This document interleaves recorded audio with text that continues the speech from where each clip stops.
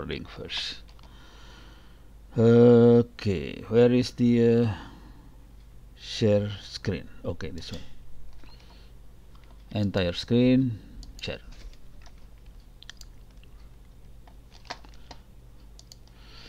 Okay, our next topics will be on SQL injection attack and how we do the forensic and mitigate the SQL injection. Okay. Oh, I forgot to run my server. Okay, I have to run my server. This is my server. Start. Okay. While starting my server, I have to. Okay. So I have to do some short overview on SQL. Basically, SQL is database, and then some of the command. This one, for example, if we see SQL is basically Excel file. You can imagine as an Excel file. It has tables. It has, let me open an Excel file.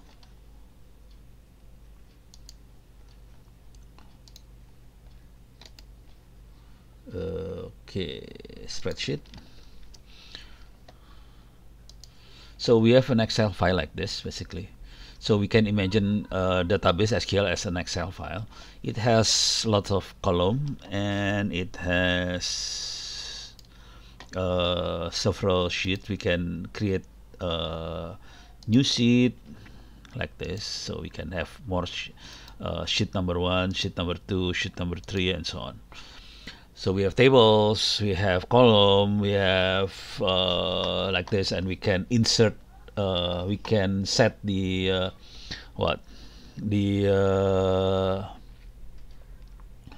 title of the column, and then we can insert data to the column and so on. Okay, so basically, like we have number, name, address. Okay, this kind of thing is basically sometimes people refer as data structure, sometimes. And then we can insert data into this file. Basically, in database, we can save database as CSV, comma separated value file with comma separated value, and we can read the database in Excel file. So we can interchange between database and Excel file. Some of the command we normally use in database is like we can log into the database, and then this is how we log into the database. I will hopefully this one is running now. Okay, it's running. I need to check the IP address because I don't know the IP address. If config, the IP address is 192.168.0.209. So I will do some remote logging to the database.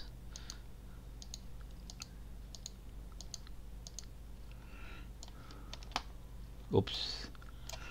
Okay, SSH 192.209. Yes. Password. Okay, clear. I have to change to super user sudo sorry. Okay, now and I am on my server. Okay, and then I need to log into the database first. We can do something like this. MySQL. My database is MySQL. It's open source. Basically, you can install a variant of MySQL. For example, MariaDB, Postgres, not PostgreSQL. What's the name of it? I forgot. There are several other variant of MySQL. So this is MySQL -u root -password, and then we can put it here, paste.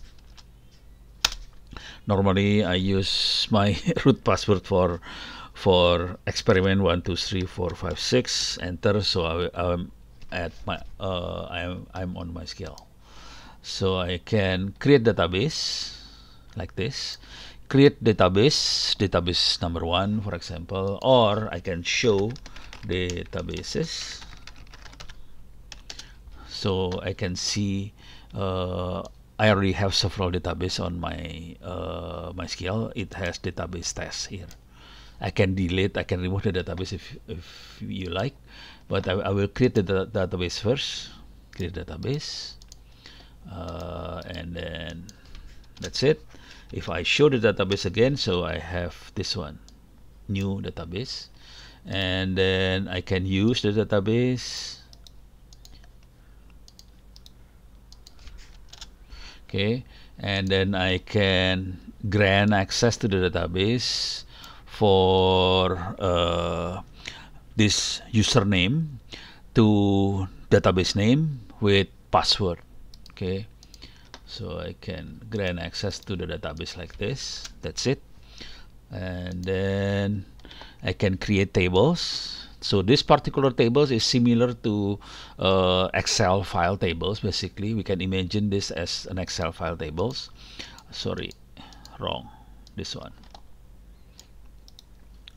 We have 1, 2 fields. Field number 1 is integer. Field number 2 is character. 10 bytes of character. Character is string. No, not string. It's character basically. Okay, so I have a table number 1 with 2 fields, field number 1 and field number 2, and then I can show the tables.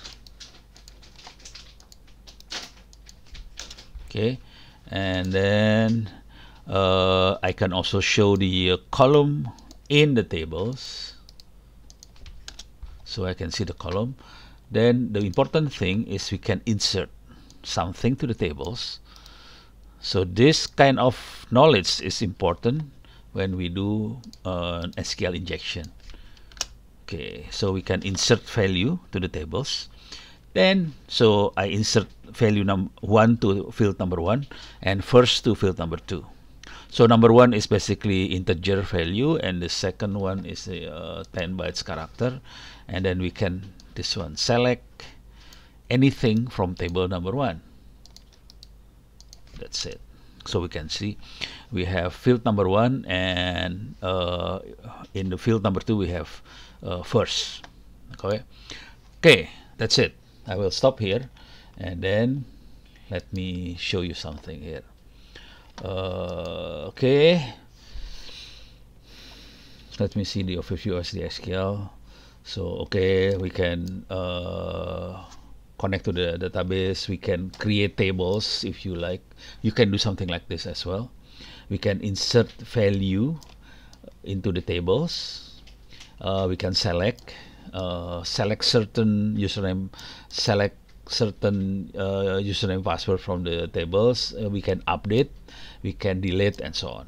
And then we, in this class, I will show you how to attack the database from the front side. Okay, so this is the SQL. Okay, now so this is the back end. So the back end is the actual database. The front end is this. This is the website, the front end site. Actually, the actual database will be used in this DVWA 1.9. Okay, so I already installed DVWA.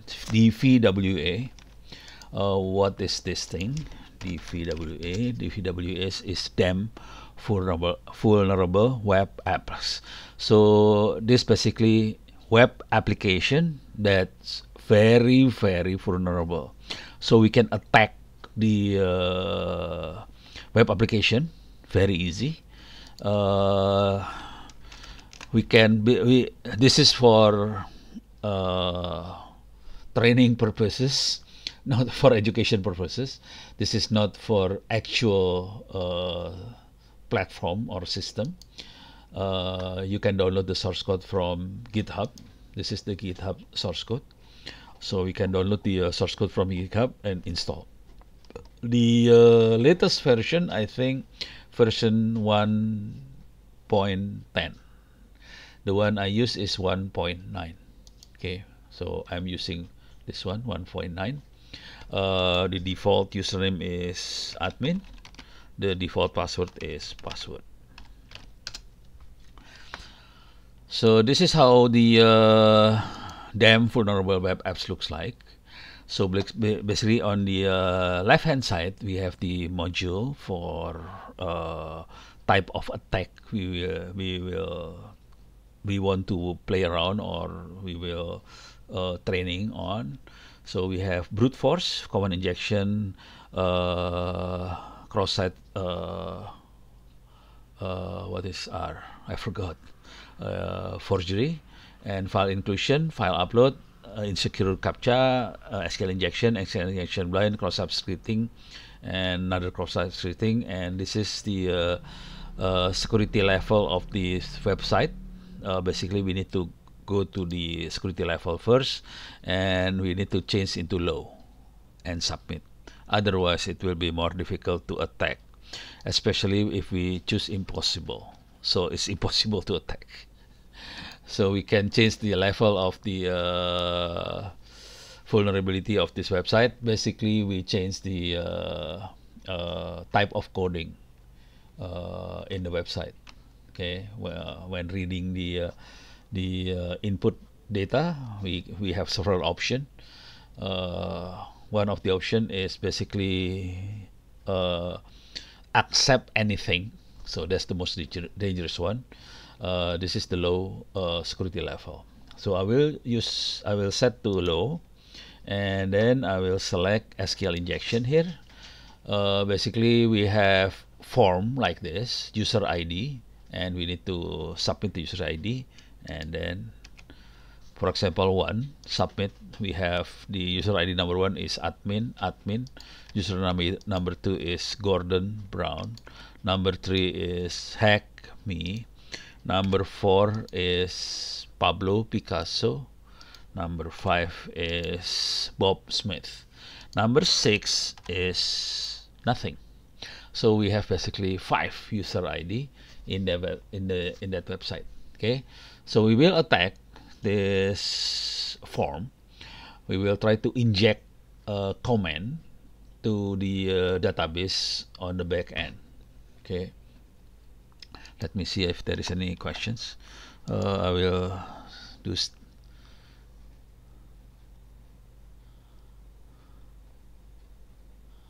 Okay. Okay, thank you for transcribing this call. Okay, now back again. Okay, now so basically we know a little bit about SQL, and then we know there is a database on the server. This is SQL on the server, and we have front end. This is the front end. The back end is database. The front end is the interface to the user over the internet. Okay. Now, how can we? So we can send something, send parameter like this. When we submit, it will pass the parameter to the back end, and then the back end will reply using this one. Okay. Now, let me do the actual example.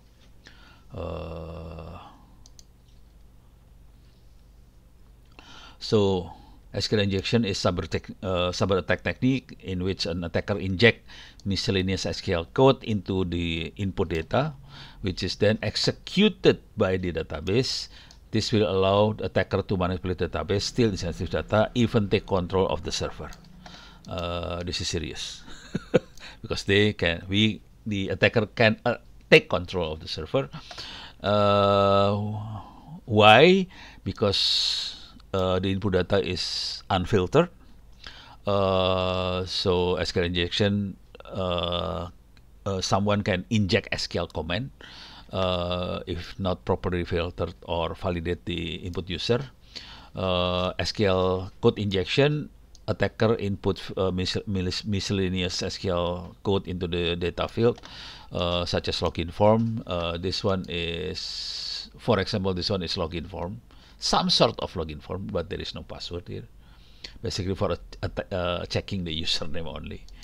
Okay, and then search field, URL parameter, and so on. The code execution, web application inadvertently execute the injected SQL code along with legitimate queries. Okay, because of that, the code, the code, the whole program, granting unauthorized access to the database. Okay, because of that. Now, what type of the PHP coding weakness that cause SQL injection? We can, for example, we use MySQL query, which is depreciated. This function does not provide secure mechanism to prevent SQL injection. So it's advisable not using this one. Direct passing of the input user to SQL queries. Okay, not using escaping or special character. So special character will be passed to the database as well. Not validating input, user input. Lack of understanding of SQL injection. Okay, so this is the reason why someone can do SQL injection. This is the example of code that we can do the SQL injection. Okay, but I will do the demo directly so you can feel how to do the injection directly. Okay. Okay. Hands on. So we already have the Linux server. We have text editor. If it is needed, we can run Wireshark to capture the network traffic. At this moment, I will not running the Wireshark because it's becoming more confusing. But we need the basic SQL injection. What we actually need is the access to this log file. Okay, this is for forensic purposes. We need to access this access log, Apache 2 access log, which is here. Oops, quit.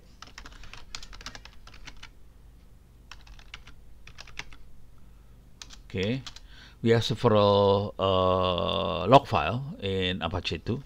So we have access log here. So we can see the access log like this. Okay. See, we have basically we have date, month, year, time, and the type of command sent to the SQL. For example, this one. This is very new. This is today, 6 November. I submit ID number 1, submit. ID number 2, submit. This is how the browser actually talk to the DVWA. So when the browser submit the number, the user only puts, for example, this one. Okay, so the user submit 3 and press submit. Basically, this is what the user doing. 3, click submit. So actually the whole, let me see, tail, clear, tail, sorry. I will check the end of the file. So the end of the file is tail. So this is the end of the file. How come it's number 1? Should be number 3.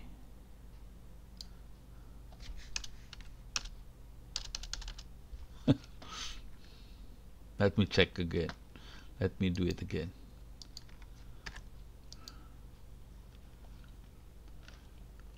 Or 5. It takes time, I guess. Okay, yeah, it takes time. It takes times before it actually save into the log file. So we can see this is number 3, submit. Okay, so when we click submit, the browser actually sending the whole comment like this. So get slash DWVA 1.9 slash properties slash SQLI slash SQLI mean SQL injection slash question mark ID 5 and so on and so on. Okay, so this is what actually what it is doing. Okay, now okay, so that's how we check the log file. Okay, now we also, if we install Snort on the server, Snort is basically intrusion detection system. I have to tell you guys how Snort looks like maybe later, but Snort basically intrusion detection system is a software in on server that can detect any intrusion to the system. Okay, it's open source and we can install Snort very easy. And then basically it has two file. One is alert, the other one is log, Snort log. We have to check this one. Okay, if you do capture the network, we can filter using HTTP request URI contain SQL or PUS or GET to see the actual attack. Okay, so I have to add this one.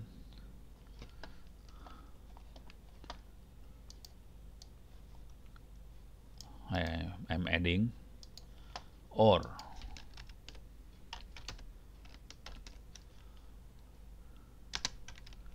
get. So we will check using this kind of method, either SQL, post, get, then we can see the actual traffic. Okay, having done all of this thing, then we can gather additional information. We can find indicator of compromise, collect additional information such as timestamp, IP address, request detail, and we can also do more in-depth analysis, conducting throughout analysis, identify the root cause of the attack. But this is we have to be careful about this one. This one is for removing, basically mitigate the attack. If there is any suspicious file, we can remove. Of course, we need to preserve the file if needed for forensic purposes, or we can update password or fix any identified vulnerabilities. Okay, but this one is not as forensic as so this one is more for cybersecurity. It's not forensic. For forensic guy normally will save these files. Okay, because we need to see the timeline, the process, how the attack happen, and we need to take note the timestamp and so on. Okay. We can also implement preventive measure such as parameterize the queries, input validation, web application firewall, and so on. Okay, so this is mostly for security purposes. Okay, now I will do the actual attack now. So I'm not okay. So I'm not putting it here. Okay. So I have to, I will, oops.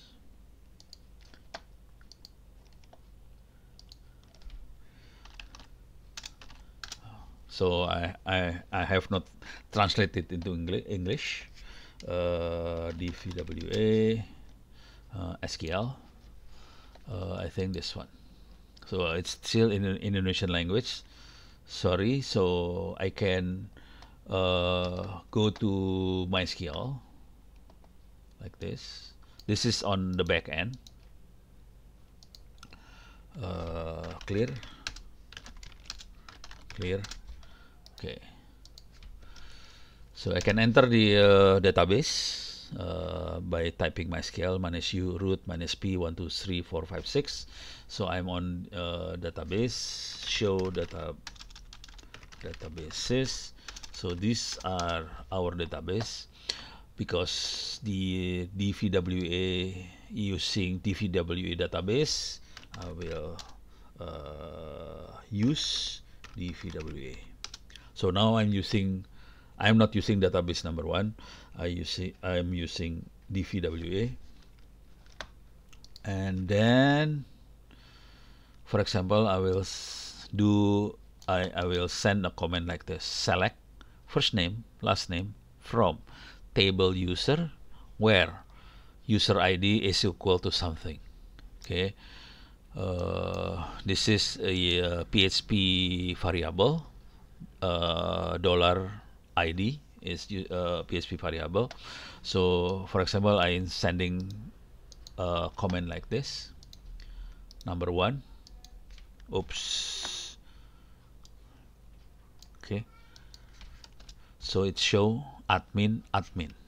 If I send number 2, we can see Gordon Brown. Number 3, Hack Me. Number 4, Pablo Picasso. Number 5, Bob Smith. Number 6, nothing. Okay. So it's very similar to the front end, but this one is back end. The question is, how can we inject something from the front end to back end? So this comment is typed by, we type this parameter 1 2 3 4 5 6. We type from the front end. It's within this what's it? It's not comma. What is this called? This thing, basically. So we type the parameter within this 2, not comma. What is this called? Forgot. Okay. Anyway, I will show you something. If this is on the back end, if the system someone inject a command, we can inject something like this. So this is the actual command where we inject something. This basically percent or true. 0 is equals 0 is true, basically. So I will send this one to the data. I will send this one to backend. So this one on backend. Okay.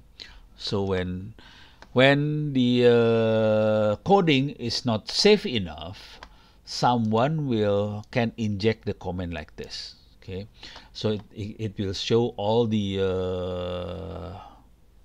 content of this particular table. Okay, because it will select first name, last name from users table where user ID is true. True means the whole user ID. Okay, let me do it from the front end. This is the back end. Let me do it from the front end. Okay. So sorry, where is the, okay, this one. I will do it from the front end now. Okay, so this is notice that I removed the this one. Okay, this is the what is character called? I forgot. So this is removed, these two, and then when I submit, I got all the username, first name, and surname of all of the users. Okay, this means this particular output means that the database can be the front end can inject something to back end. Okay, so this means we can inject. Okay, now what kind of thing we can inject? Actually, when we inject something, we can do many things. For example, we can type something like this. Hack is equal to hack. Of course, hack is equal to hack. We can change percent into help. Fine, we can submit. We get the same results. Okay, so we can do many cool things. 1 equal to 1, of course we know, and then we change percent into 100, sure, and then submit. We get the same results. So basically, that's how we check whether a website can be injected by certain command. Okay, now so we can do the same thing here. For example, 1 is equal to 1. I will change this one into hello, help, help. Okay, same. So it will result something like this. Okay, now let me see if there is any questions. No questions? Okay.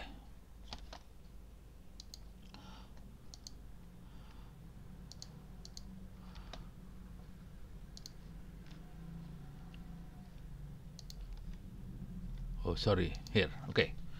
Now, so this is the same thing. Select first name, last name from table user, where user ID is equal 1 or 2 is equal to. Sure, 2 is equal to. Everybody know. Now I will change the comment like this. Same, the first part, similar. Select first name, last name from users table, where user ID equal to, I change something here, percent or 0 equal to 0, and I'm adding union select null version.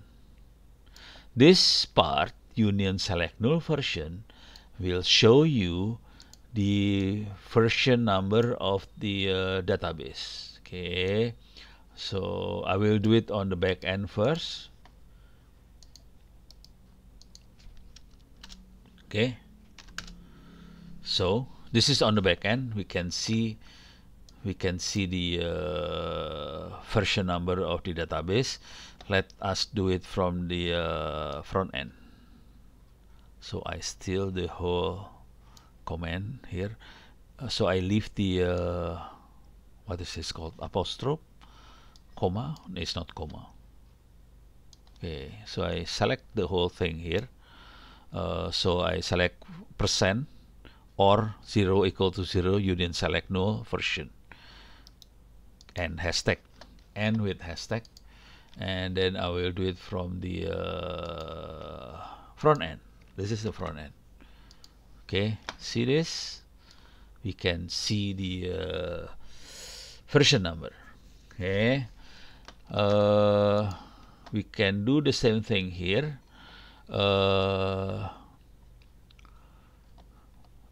Now I'm changing the union select null. The first one is version.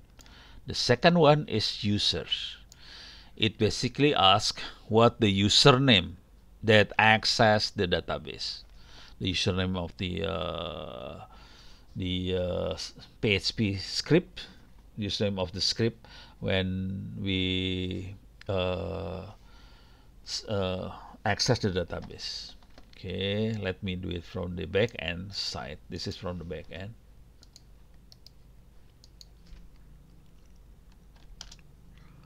It's okay. We can see the username is root at localhost.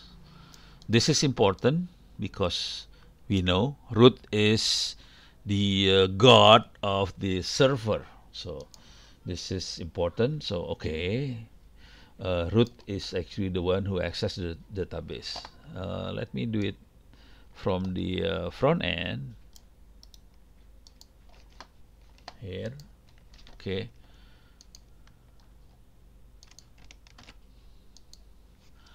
Okay, now this one. So we can see it's basically root, same information. Okay. How can we check the, let me enter the I will show you how to why the application actually using root. Let me 209. Let me see if I can show you why it used root. Clear? Oops, sorry.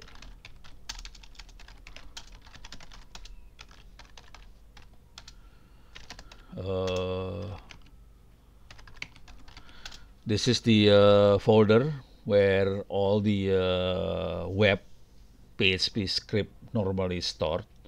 This is within var/www/html. We have several folders in it. One is Squirrel Mail. Squirrel Mail is our attack yesterday, and the other one is DVW 1.9. So let me go to DVW 1.9. Okay. Normally we have config. This one config, and then we have config include PHP. Let me see how it looks like. This is the configuration of the content management system, that the DVWA. Normally in many content management system they will store the configuration file. Normally it will call config. Okay, see this when we see, oops, sorry, again. Okay, see this is the thing. Okay, so within the configuration file we know that the database used is DVWA. The username that access the database is root, and the password is 123456. That's it.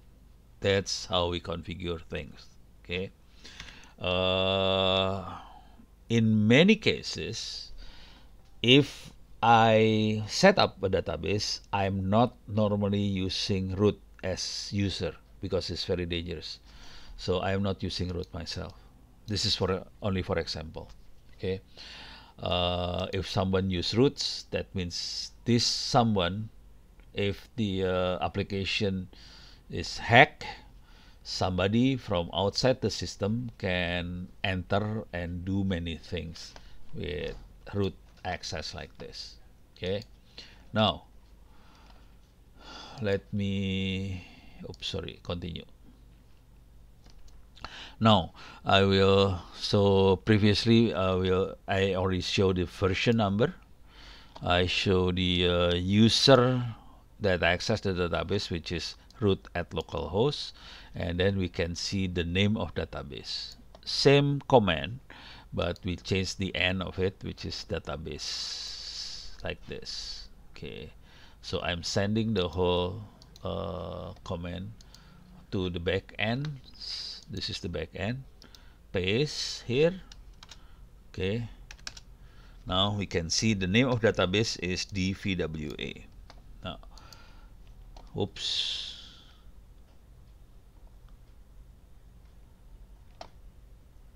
I close this one. Don't save. Okay. Continue again. Now becoming more complex, little bit complex. Union select. You can put 0 here. That it doesn't care actually. Union select. I want to see the table name, all of the table name within the MySQL. How can we see all the table names? I can see all the table names by asking or accessing the information schema.tables, because I'm accessing information schema.tables and then print the table names, then I will see the table names like this. Okay, for example, I will send this one on the back end, paste. It's okay. Now this is all the table names we have within within the server. Okay, so many tables in the database. Okay, We are more interested in the table with user in it. So we have users, where else?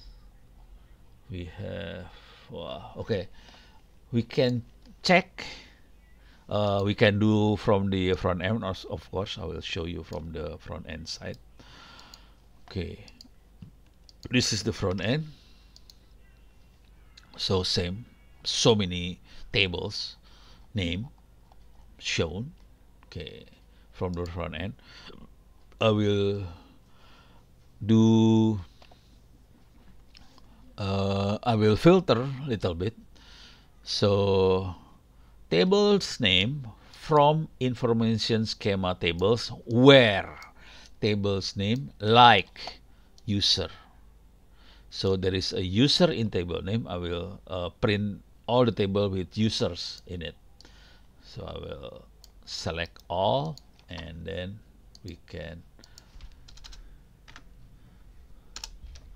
paste here. Now only table with user shown. We have user privilege, user statistic, users, user variable by thread, user summary, user summary by file IO, user summary by file type, and so on. Okay, so these are the tables with user in it. We actually interested in this particular tables because this one is part of DVWA actually. This one, the rest is not DVWA. Okay, so we can do the same thing from the front end. Just copy and do from the front end. So this is, we inject comment from the internet to the back end, and then we can see, okay, users, user variable by thread, user summary, and so on. Okay, we are interested in this particular tables, users. Okay, now we continue again. So we want to print the column name of where table name is equal to users. I want to print the column name, which is, I'm checking the data structure basically. In copy and paste here. So this one is on the back end. So from the back end side, we can see there is a column called user ID, first name, last name, username, password. This is what we are after. We are after. We are trying to get the password of the users. Okay, so there is a password column called password, and then we want to get the data of that particular column basically.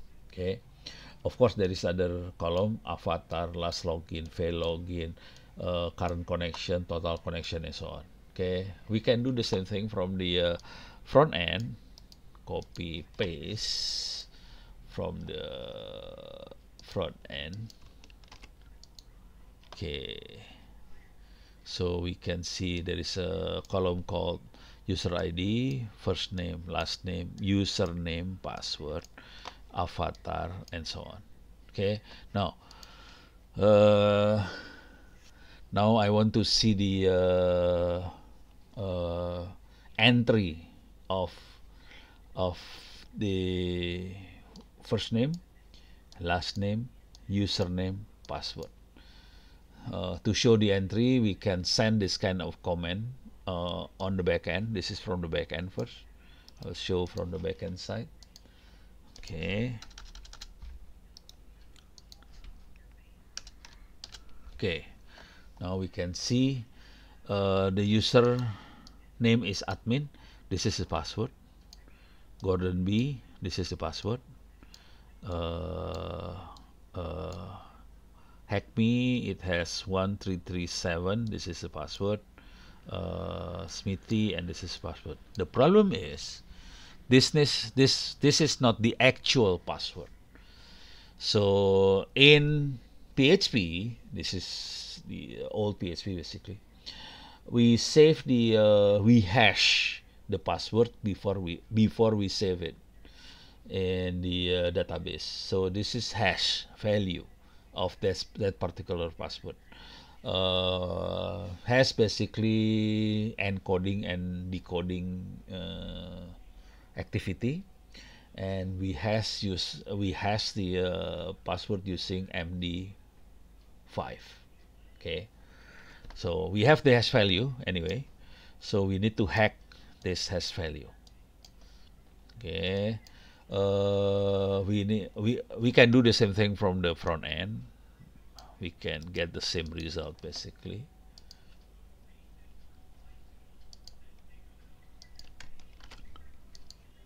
Okay, so we get the hash value of all of this. Okay, now we need to collect all this hash value. I will do the collection.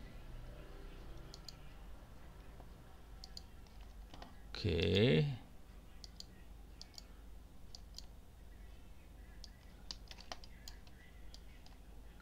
Okay. This, oh, sorry.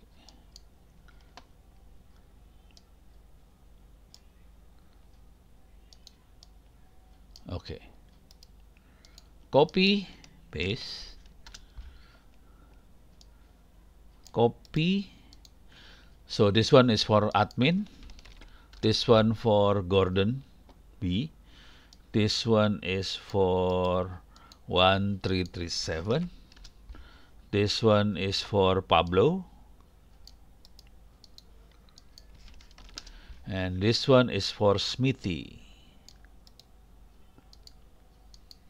Okay, that's it. So we have 5 hash value of the password. If we see carefully, we can see the password number 1 and password number 5 is it both have same hash value 5F4DCC 3B5AA765 D1 D61 D8327 DEB882CF99. So these two passwords have the same hash value. It means those are the same password. Okay, so we know that the password of admin is password. So password of Smithy is most likely password. Okay, now how can we crack this hash value? It's very easy actually. We can crack using John the Ripper on Kali Linux, or we can find MD5 crack on the internet. There are a lot of MD5 cracker. One of them is Crack Station. Online has cracking. So we can enter up to 20 non-salted hashes, 1 per line. So I paste here. So we have hash. I just click I'm not a robot. Oops. Select square with motorcycle. This one, this one, this one, this one, this one, this one. Okay, verify.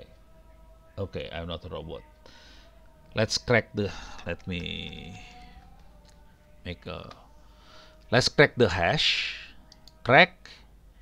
Then we can see the first password is password. The second password is ABC123. The third password is Charlie. The fourth password is let me in, and the fifth password is password. Of course, this is if it is green, exact match.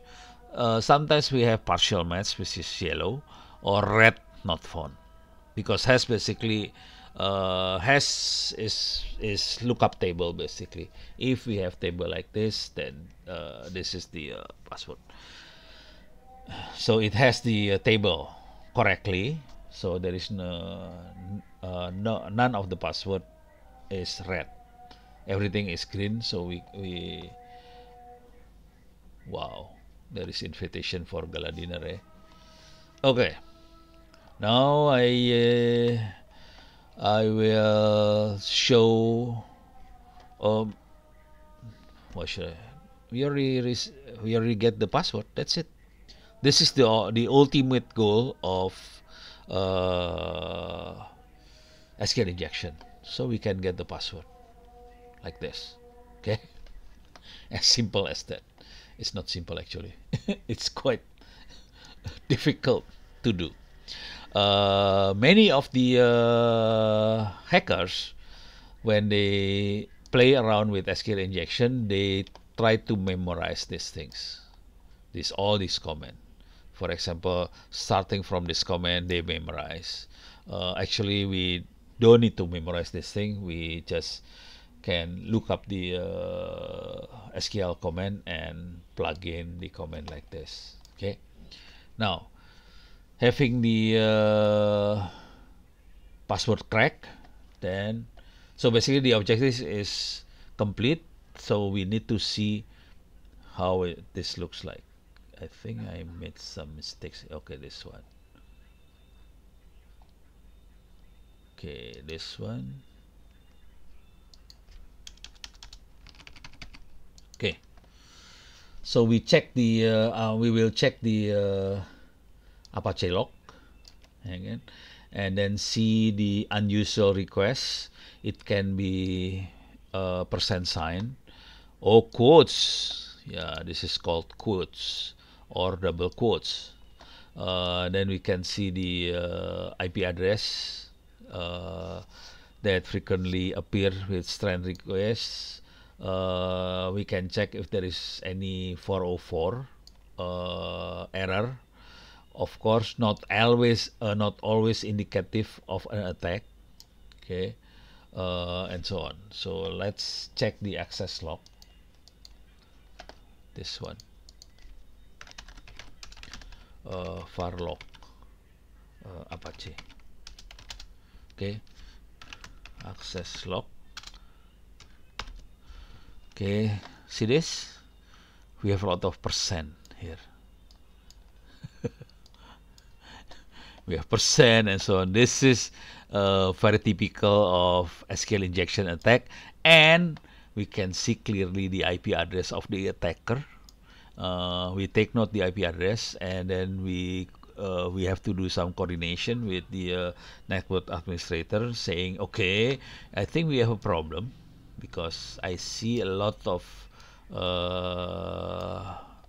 log with very familiar SQL injection attack activities. So this is the log. Okay.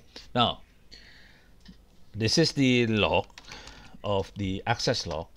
Let me see. We need to take note of this log, and then this becoming part of the forensic report. Let me see if there is any. Oh, okay. Now we go to snort. Okay, I think I have to describe about snort. What is snort? Snort is network intrusion detection and prevention system. Okay, you can install on the server. You can download the source code and compile and everything. So we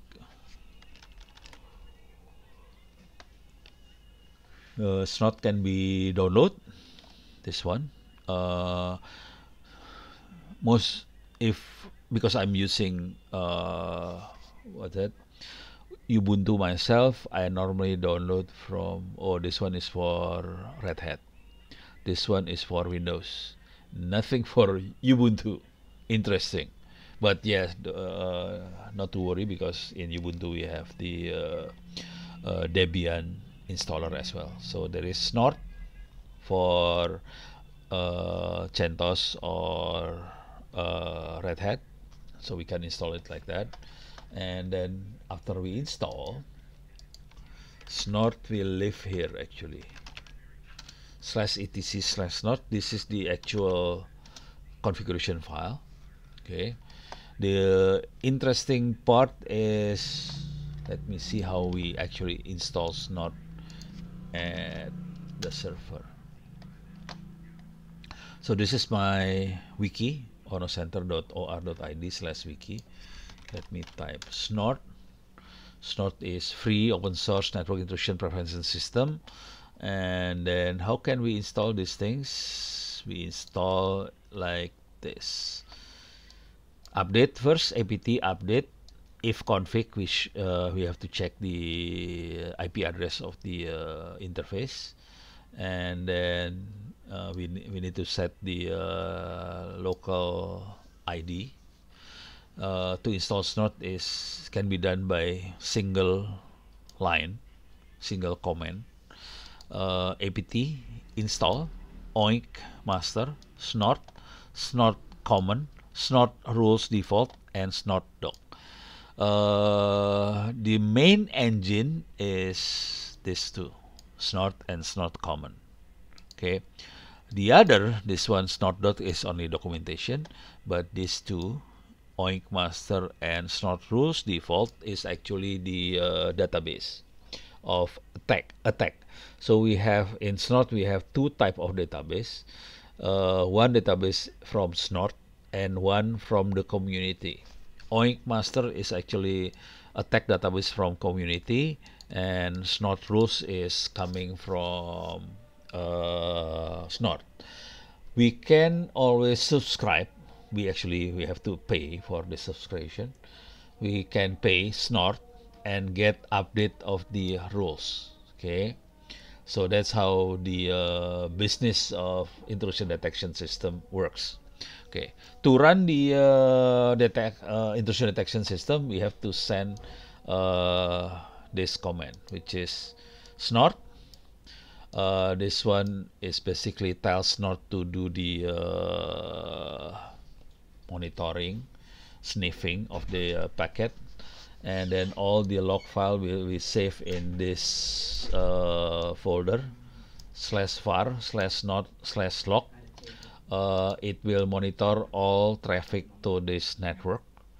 -H is the network that will be monitored by snort, 192.168.0.0/24, and the configuration file will use is /etc/snort/snort.conf.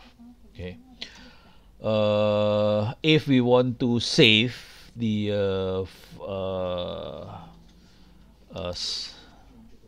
sniff file, because snort basically sniffing the network, and then it will save in binary form, we can type -p like this. The problem is this command, human cannot read. So I am not normally use this command here. I will use different one. I will use this one.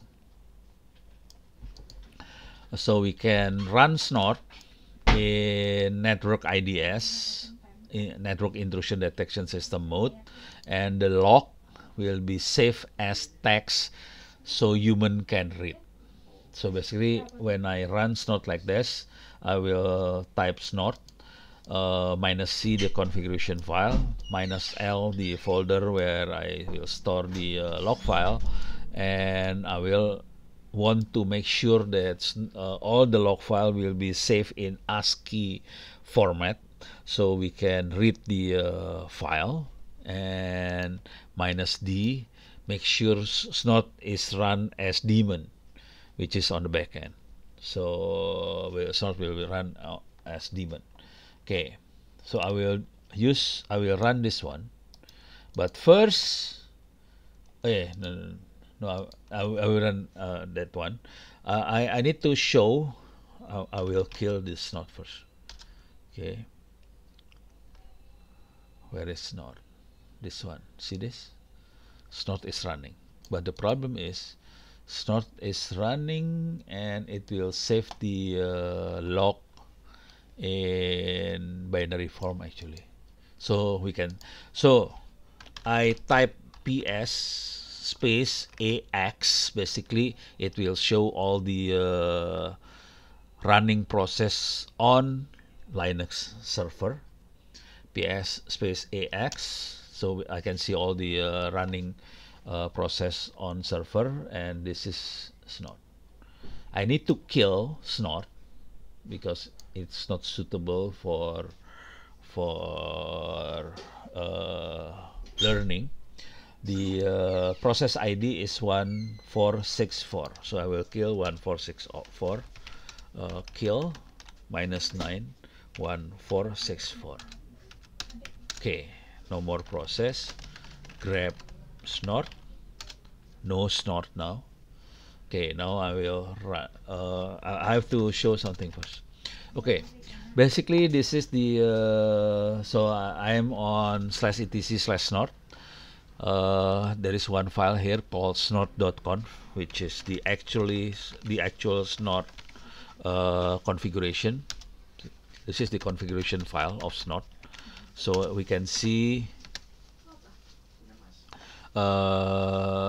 we can set the external network, the DNS server, if you like, the SMTP server that we need to monitor and so on, and we can set the IP address, port number of SIP, FTP port, and so on.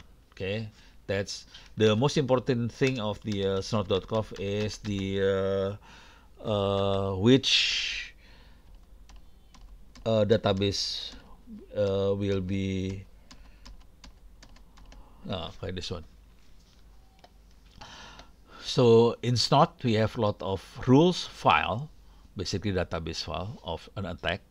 So snort itself, if it is run without any rule files, it will not be able to monitor the attack. Okay, so we need to include the root file, the rules file with snort. For example, in this one, we include finger, FTP, ICMP, IMAP. We include info. We include what else? Miscellaneous, multimedia, MySQL, NetBIOS, and so on. Okay. The problem is the more rules file included in snort, the slower the detection process is running. Okay, so this actually make the detection process slower. Okay, the more rules included, the slower the system. Okay, now where is the rules reside? All the rules will be saved here in folder rules. Okay, I will go to rules. So this is the how the rules look like. The file name look like. For example, we want to see the virus. Is there any virus? This one. There is virus. I think there is another one. PQR. This one. So there is a community virus and there is a virus from snort. We can compare these two virus. We have only one line basically in snort. It is virus outbound, bad file attachment, lot of things. Seems like complicated, but it's not. It's not that complicated actually. Okay. Now we can check this one, community virus. More community virus rules. Okay, it has more rules here in community. Okay, it has answering DERM Trojan server, outbound DERM Trojan beacon, Gene UEB post attempt, and so on. Okay, so this thing is a message that will be print in the alert file or log file. Okay, this is for human to read. Basically, it will check the content of the packet. If it includes this kind of content, it will send alert, and within the alert, it will type this one. Okay, this one. Okay. So later, if we have time, I can show how to type this thing, but I think time is very limited here. So that's the rules. We have rules here. We can always create local rules. We have here local rules. We can generate our own rules. For example, this one. Okay, this is local rules. I generate the local rules myself. This is for fun only. So if there is a packet from any IP address, any port number, sent to any IP address to port 23, Snort will type an alert, and it will type telnet attack. This is the rules number. For local rules, we have to put the number 1,000,001, 1,000,002, and 1,000,000, and so on.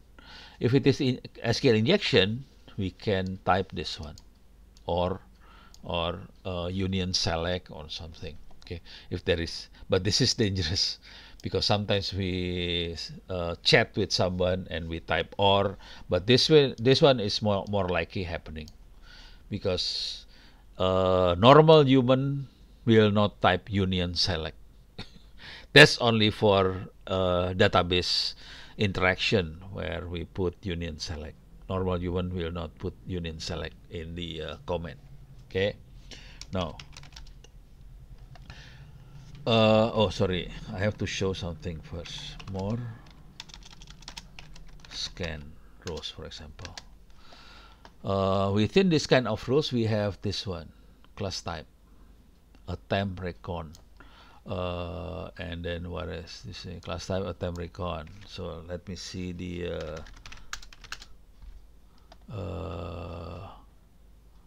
web attack. More web attack. Okay, we have class type web application attack, web application attack, web application attack. So we have class type here. Okay, in many of this attack, the programmer will type the type of attack in this one. This one is suspicious file name detect. Okay, what it having the class type, it will classify the type of attack after that. So the classification is done by this file, classification config. Okay, so this will be the reference for classification of attack, and it will be typed in. We type in the classification in the rules. Let me see how the classification looks like. Classification. Okay. Now this is classification, not suspicious, traffic, and the level of attack is 3. If it is attempt user privilege gain is 1. It's more dangerous. So this 3 is low, 1 is high, 2 is in the middle. Okay, so having this kind of classification, then we can set up the dashboard for monitoring of an attack. Okay, now all the log will be in var log snort.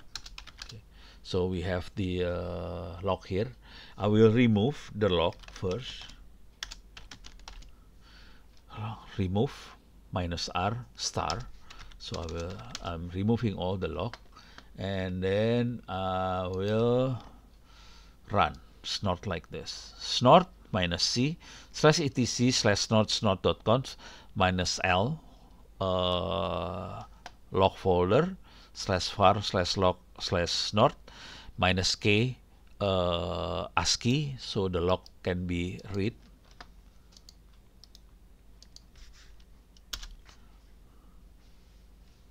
Okay, now snort is running by ps space ax, so we can see here snort is running now. Okay,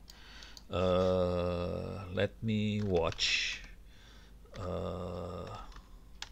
every 5 seconds tail alert. Okay, so we can see there is an alert already in the network. Actually, the my router to the internet is actually trying to detect any UPnP surface, but that's it. This is the alert. In the cybersecurity dashboard, the more advanced dashboard, we actually seeing more graphical user interface, more friendly user. This is not friendly, but in the actual dashboard in the network operation center or security operation center, we normally see graphical interface dashboard. Okay, let me do some attack now. Okay, let me do the attack here. So I will select this one with union select here.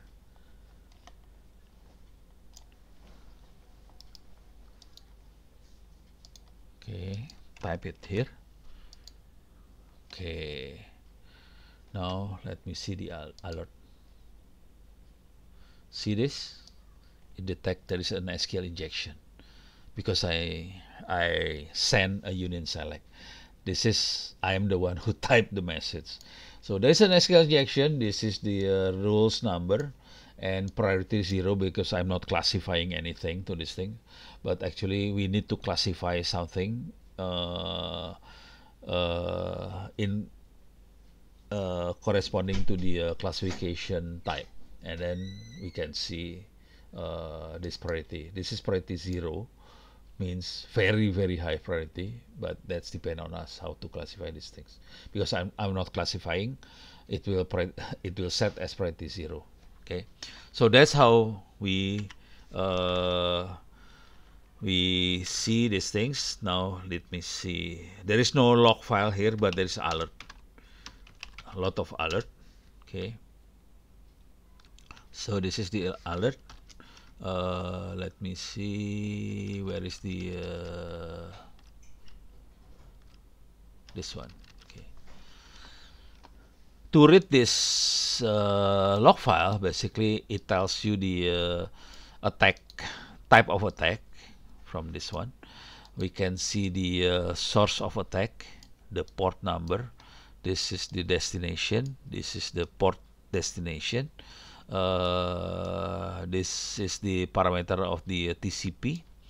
This is the TCP as well. Because in TCP we have sequence number, we have acknowledgement number, and then that's the important ones. That's it. All of this information we can get by sniffing the packet, and then we can see and then Snort will retype the sniff packet in the log like this. That's it. That's how we see the log.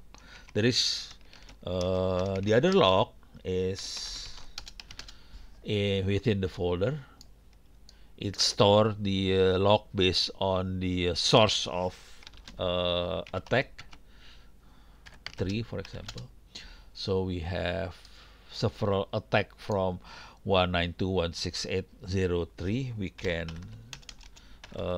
see in it. There is SQL injection. It detect an SQL injection. Let me see UDP 3. We have UPnP surface discovery attempt. UPnP is, how you call it? Let me search Google first.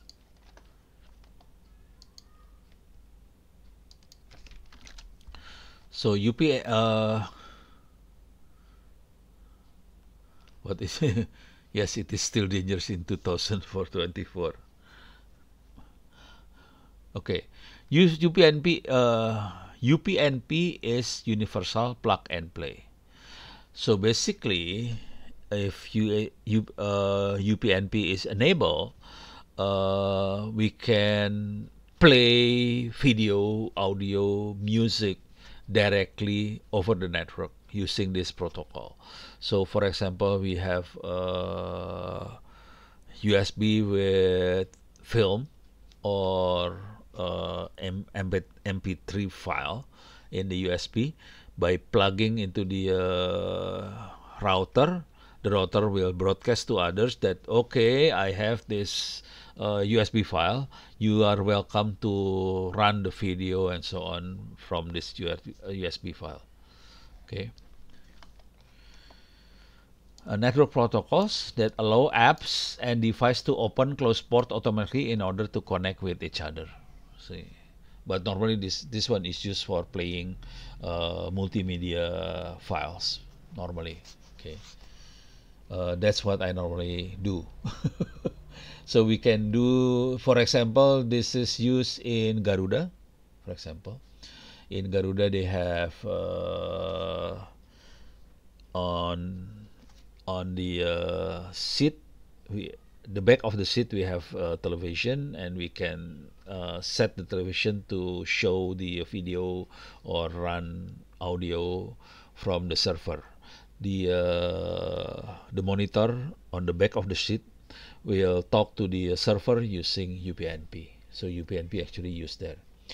How can I know about this? Because in one of the flight, when I fly with Garuda, they reboot the system, and I can see the system is actually Linux in Garuda, and I can see it activate UPnP and so on. So it's fun. Okay, now what else? That's it. Let me see if I miss anything. Okay, so I already show you this one. This one, there is no snort lock, but actually it will lock the attack in different folders. Okay. Okay, I have about 30 minutes less. Let me run Wireshark. See if I can do this. Okay.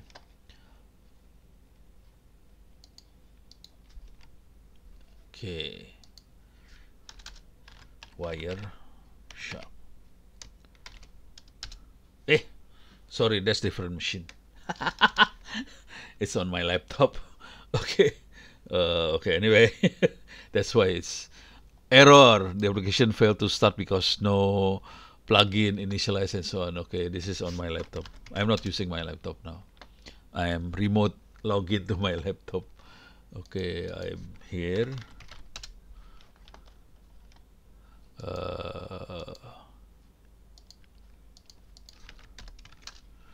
Wireshark.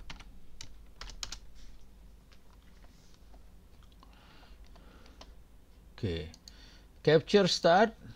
Okay, now it's capturing, but unfortunately I have to capture a lot of package because we are sending video over the internet, so it's tough. Okay, now I will do some SQL injection now. Let me see if I can do the same thing here. Remove this one, remove this one. Okay, I'll do this one.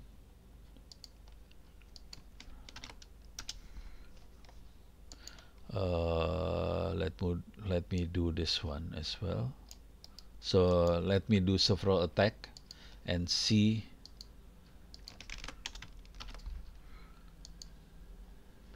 Okay, let me do again this one, for example, percent. So I will type all the, I will print all the tables name, tables name with user in it, users with S. That's it. Okay, let me see. Let's see what this look like in. Oops, sorry. Okay. Capture stop. Okay. Let me this one. Okay. HTTP request method equal to something. Let me see.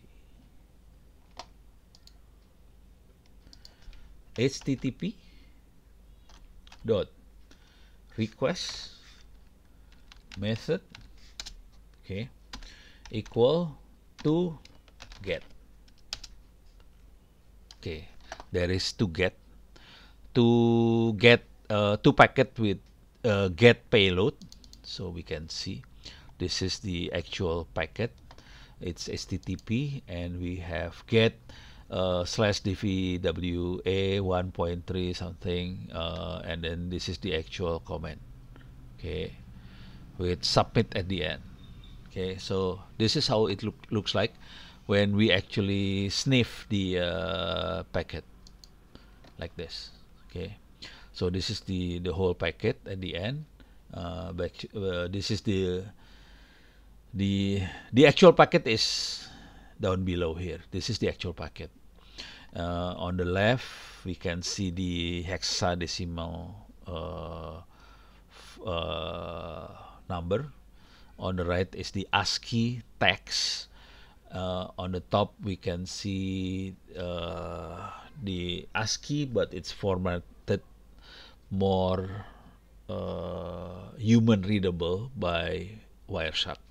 Okay, so this is Wireshark that reformat the whole thing. Okay, now this is the actual packet sent to the server, but the other interesting things that we find is this one, cookies. This is important. If we can get someone cookies like this, we can be this someone and resend this packet with their cookies.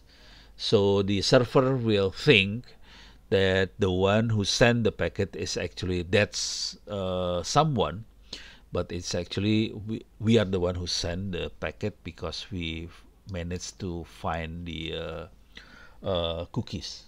Okay, but there is two cookies here. Within the cookies, we have security equal to low, and PHP session ID is this one, BKOUTF10DGB, and so on. So that's the session ID. So we desperately need these cookies, and then having these cookies, we can do a lot more damage to the system. So having this cookie, we don't need the browser. We can send this packet. We can make our own packets, and then without browser, we can talk to the server. Okay. Let me see if there is any questions. No questions? Okay. Okay. Now, so that's how the Wireshark looks like. The other type of attack we can do user SQL injection is using this one, SQL map. Okay. So SQL map, this one, but we need to send using these cookies here. So that's why I need the cookie. I have to install SQL map. Okay, let me see if I manage to run Kali Linux first. Kali Linux. Let me see how many Kali Linux I have.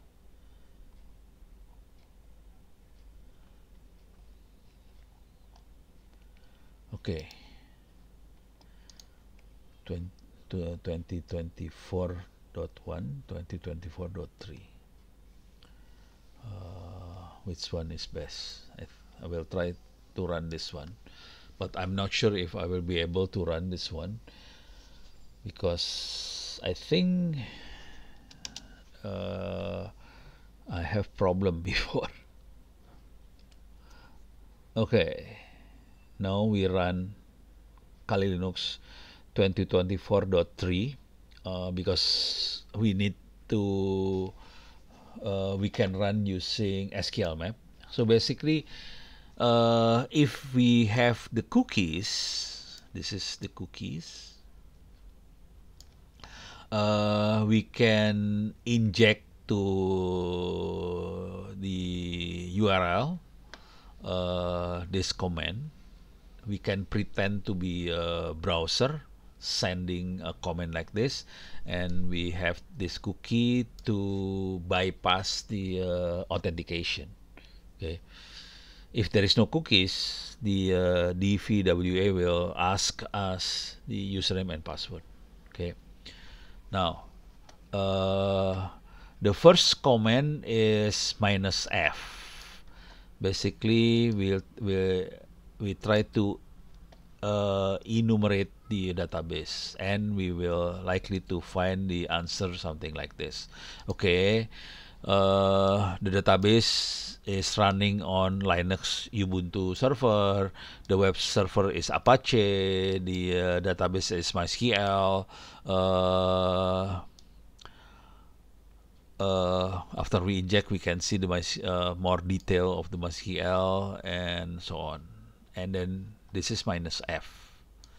So SQL map -u, cookies, minus cookies, -f.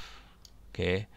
If we send using -b, we can fingerprinting the database.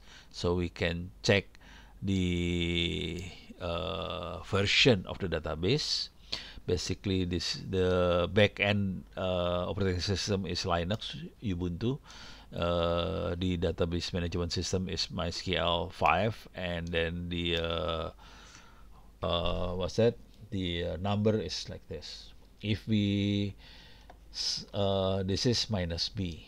If we use -dbs, then we can see what database available on MySQL. So this is actually more automated attack using SQL map. The previous demonstration is more manual attack. So we can see using -dbs, we can see the type the name of the database, and then we can type -d database dvwa and minus table, and we can see type of tables available in dvwa. We can see there are two tables, guestbook and user. We will use table users. We can see the column, and we can see the actual column here. We have user, avatar, file login, first name, last login, last name, password, user ID, and we can check the password. We can see, and we can also directly dump the password, and we can see this is the password hash in MD5, and then this is the actual password in ASCII text. Okay, and then we can dump it. That's it. And it's so let me see if I can try this one. Okay,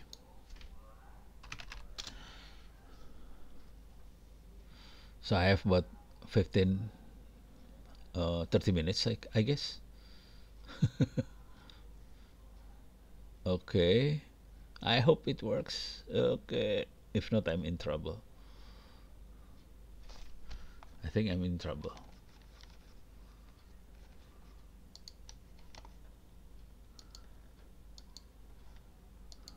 Okay, it's not running. Nope.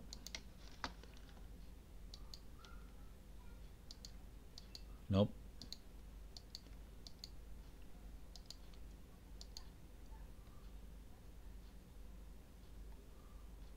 Okay, I think I'm in trouble. Okay, I will stop this one, shut down, power off the machine. Okay, I will run this one. Let me see the setting first. I have 3 GB. Let me increase to 4. I have 2 core of processor. I think it should be enough. Okay, let me run this one.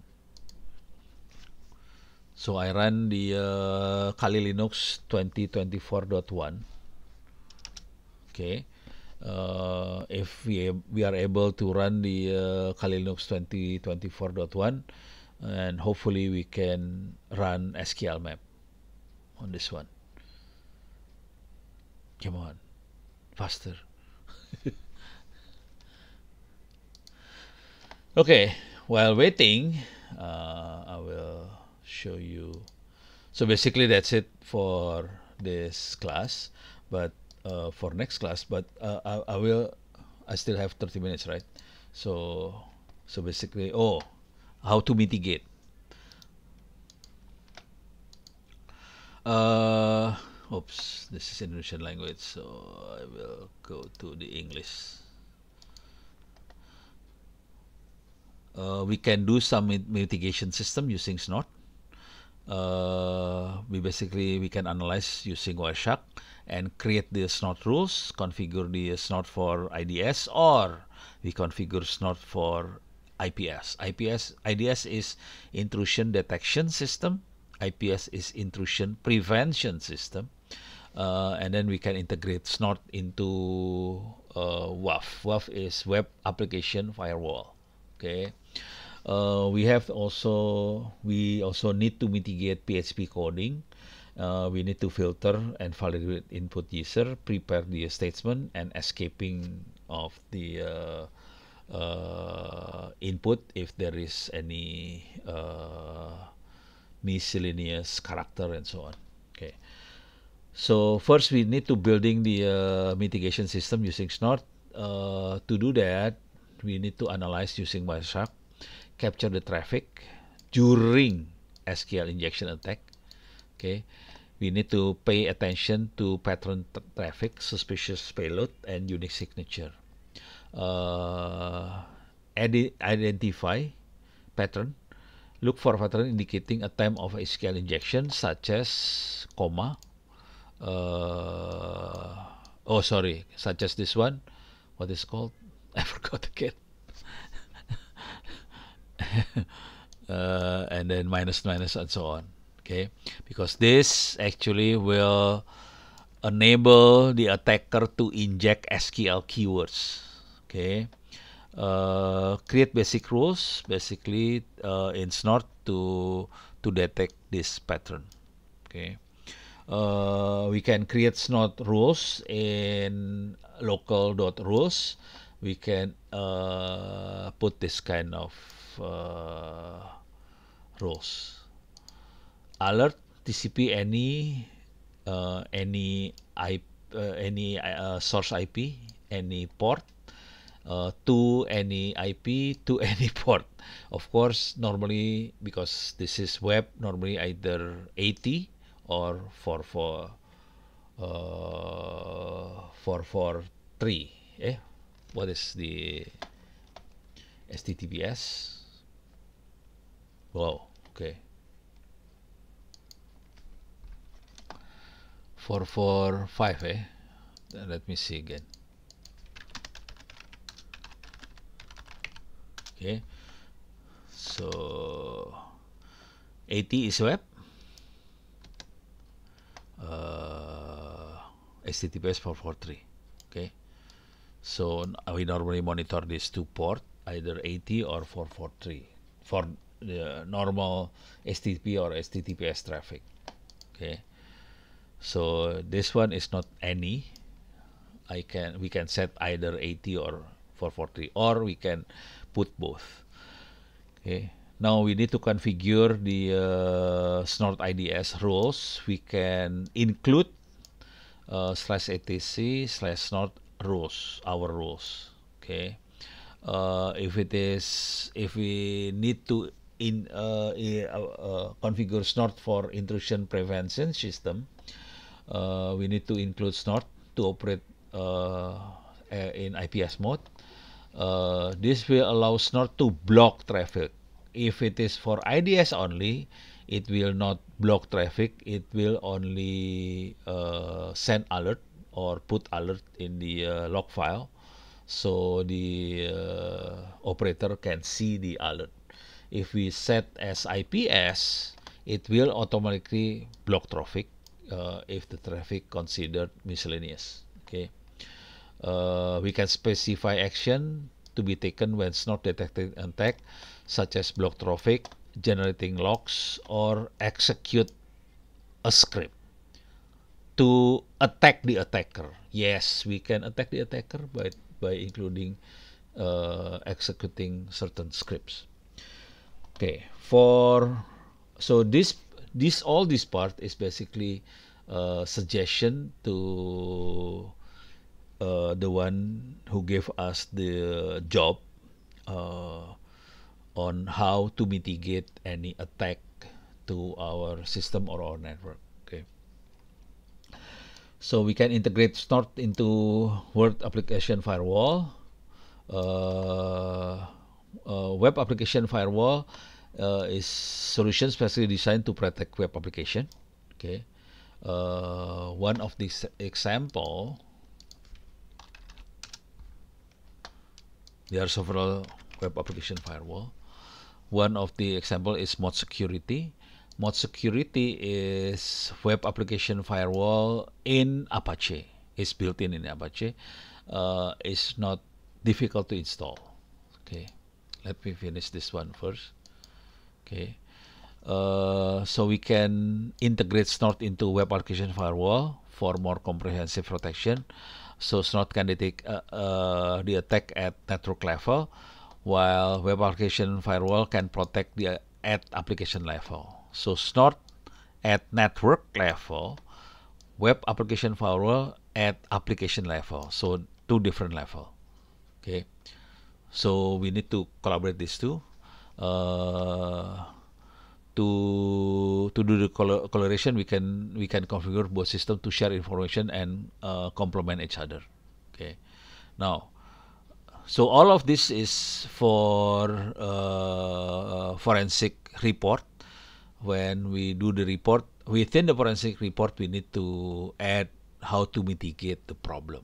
Not only do the forensic, look at the log, but we need also to write something on how to mitigate things. So in the PHP coding part, we need to filter and validate user input. We can filter by limiting the type of data accepted. For example, we only accept numbers for numeric field, only letter for text field. Okay. Uh, we use PHP built-in function like filter var to validate data types. We can limit input length to prevent overflow, because it's like this kind of attack. Let me see. Where is it? No. Wow, I'm already in this type. Okay, so because some of the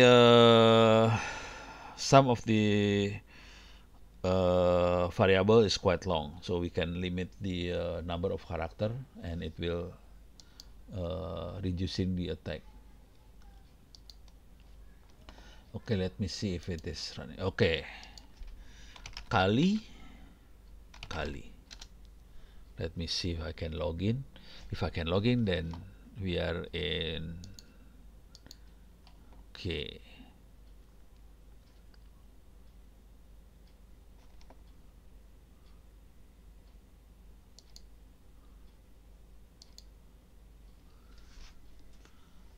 Okay.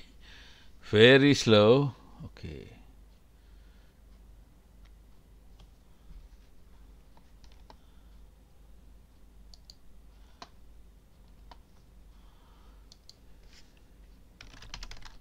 Whoops. Okay.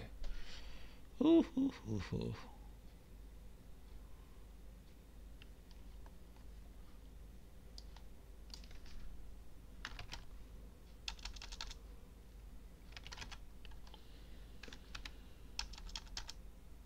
Oh, 209.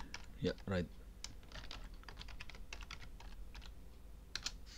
Let me see if I can transfer the session ID, basically the cookies, to my Kali Linux. How can I transfer these things? Okay. Let me see.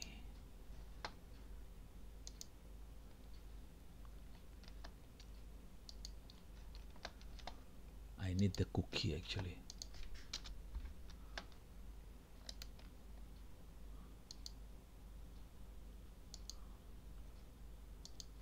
Okay.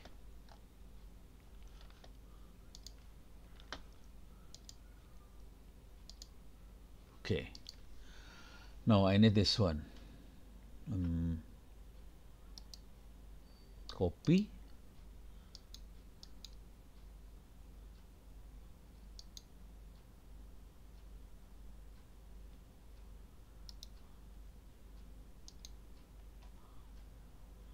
Field name.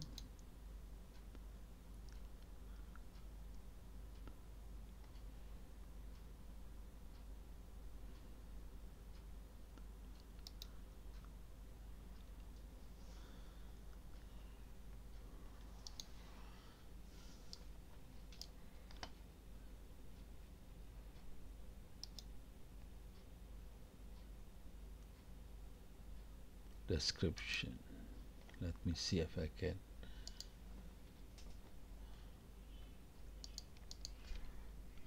Okay.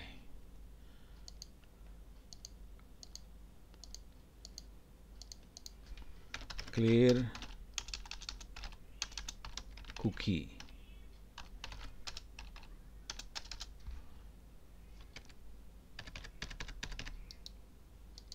Okay. Oops. No, I'm not. Okay, I need the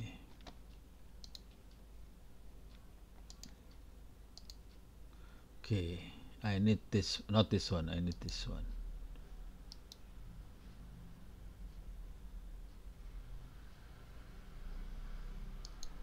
Okay, let me see if I can paste. Oops. Okay, get it.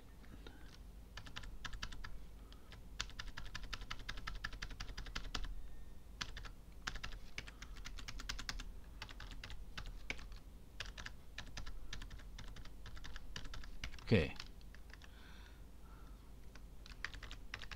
Okay. Cook.text is the actual cookie. Let me see, I can steal it to my Kali Linux. Okay.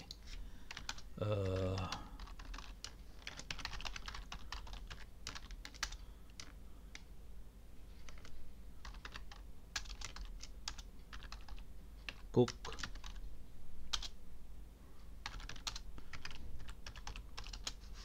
Okay. Now I have cook.text here. So this is the actual cookies. Copy selection. So I have the cookies now. Let me see if I can do the attack. SQL map -u. Okay. Oh, better I browse from this one.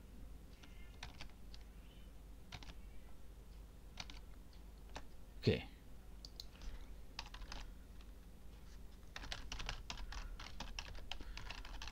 So I browse the OnnoCenter.or.id, advanced, accept risk.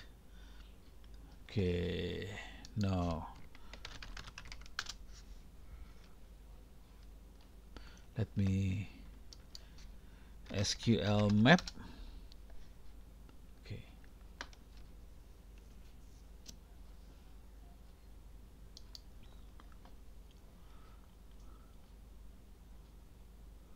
Okay.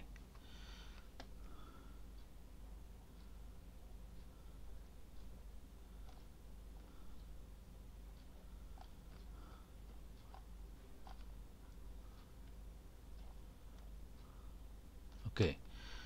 Let me see if I can.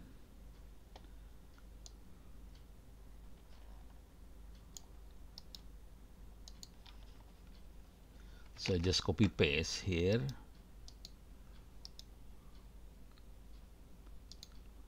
Okay. I have to change this one.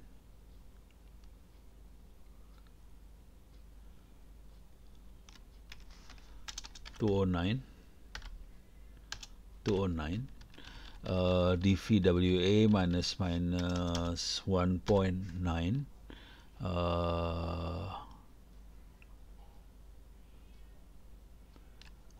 minus f.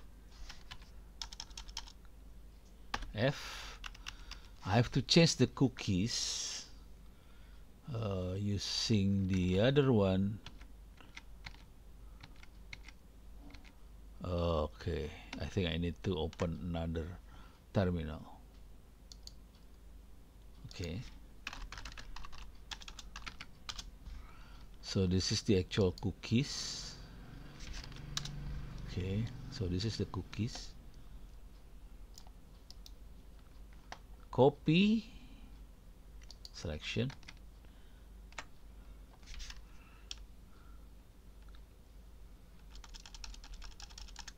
paste the cookies here. Okay, oops, I have to remove this one. Okay, oops. Okay. Okay. Now I need to see. So we have this SQL map minus u, HTTP, and so on. Minus cookie equal to security low, security equal low, PSP session ID, blah blah blah, and minus f. Let me. Okay, that's correct. Minus f. Minus f. Okay, enter. So it will talk to 209, and then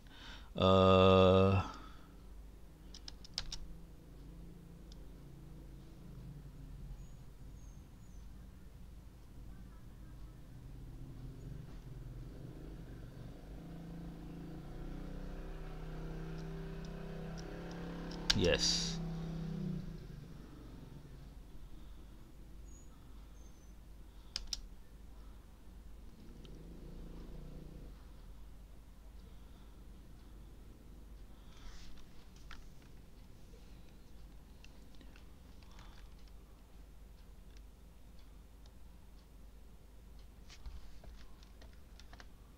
Let me see. Cookies not found.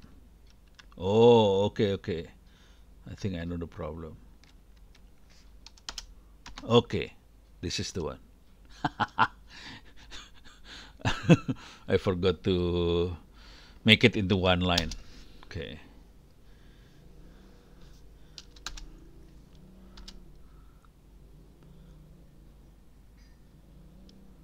Okay. So it's testing now. Seems to be working. Because so get parameters, you want to keep testing. Oh, so it says get parameter ID is vulnerable. Do you want to keep testing the others? No, because I already know the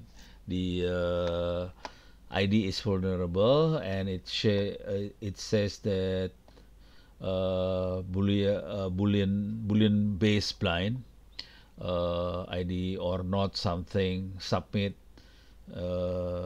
show it can inject here, and then your SQL version is outdated. Well, this is quite new version of Kali Linux. Anyway, okay, but it says that yes, we find it's the operating system is Ubuntu. The web is Apache 2.429. MySQL is more than 5.7. Oh, okay. It also tells that I'm not using MySQL. It's actually a fork of MySQL. It's called Persona. Okay, and that's it. So we managed to profiling the database, and then so that's the minus f, and then here minus b. Let me do minus b now.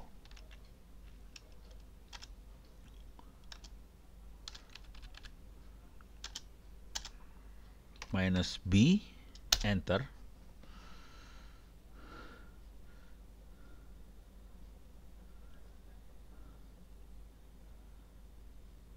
So basically it says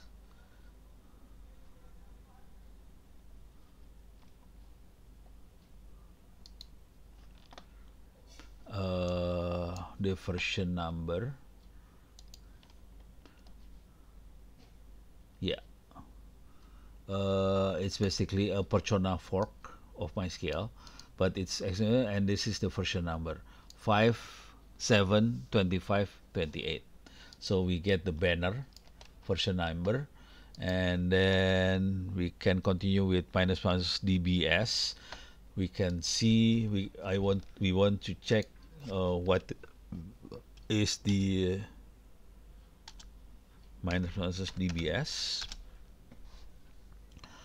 Okay, now we can tell what is the database within the MySQL.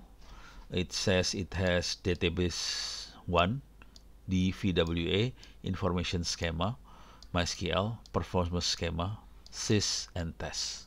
So we have several database within MySQL, and then I want to use DVWA database. I want to check what is the table within DVW database. Just type in like this. Wait, sorry.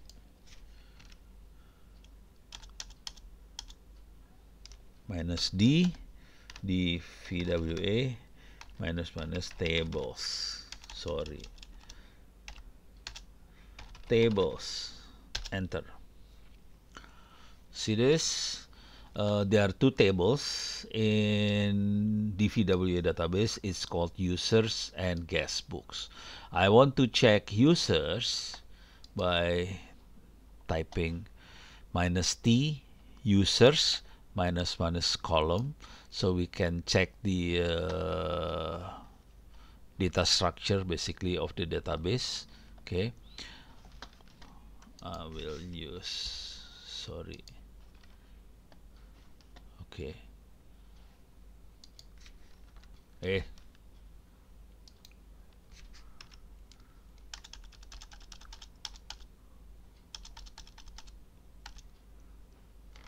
minus T users minus minus columns. Okay, let me see. Yeah, it's sorry. So I use tables users and we'll check the column, and we can see this is the column name.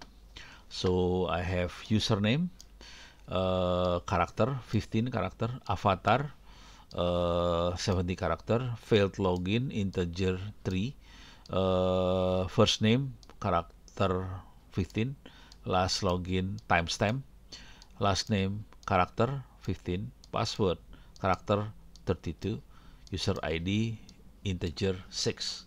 Okay, so we managed to see the in the DVWA was a table, and I have 8 columns. So this is minus T tables user and column, and then we can see the column, and then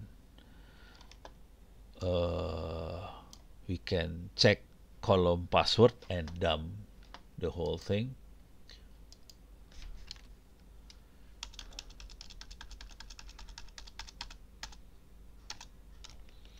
Column password dump.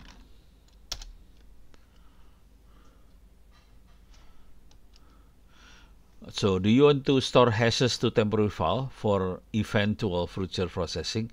We can say yes, and we can save the file, or no is fine, because it will hack the hash of the password anyway. So I will choose no. Do you want to crack them via dictionary based attack? Yes. Okay. Number 1. Oh, press enter. So it will use the user share SQL map data text word list text. Enter. Do you want to use common password suffix? It's very slow. No. So it will check. We use the a dictionary file and try to match the hash with the dictionary. Takes times, but it will works. I think it will works. Oh, okay. So we managed crack one password. Crack password for has 5F4 DDC something, and it will crack other things. Oh, it managed only crack one. Crack the only managed to crack one entry.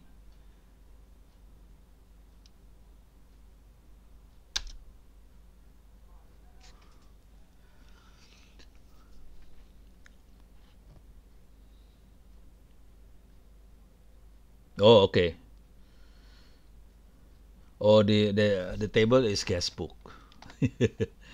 So in the table guestbooks, we have one password called this one.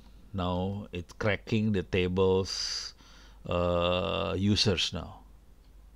So it managed to crack password ABC123 Charlie. Let me in. Oops, I think I'm in trouble. Oops, now it's freeze. Okay, it's freeze because I'm doing things.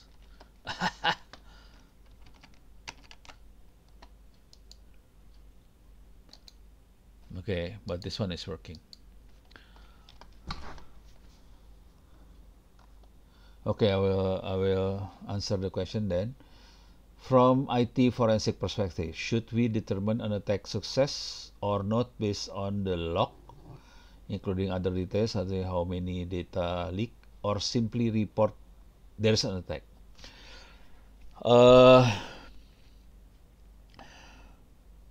In forensic, basically, we are not concerned about whether the attack is success or not. Basically, we are trying to find any evidence that there is an attack. Whether success or not success is second priority. There is evidence, and this evidence must be supported by chronology, timeline, and this must be written all in the report, and this will be reported to the whether in the court, and because this goes to court actually. So it's not about how it is success or not, but we need to collect all the evidence to show in court. If it is success, then we say, okay, this attack is success. If it's not success, we can say, okay, this is not success.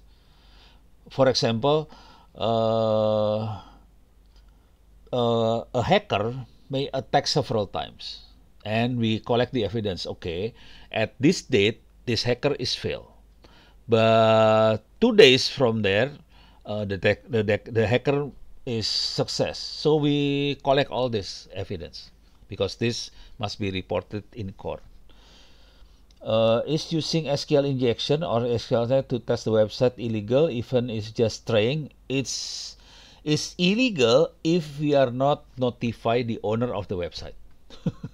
So we have to notify the owner. So better we build our own website to play around with SQL injection.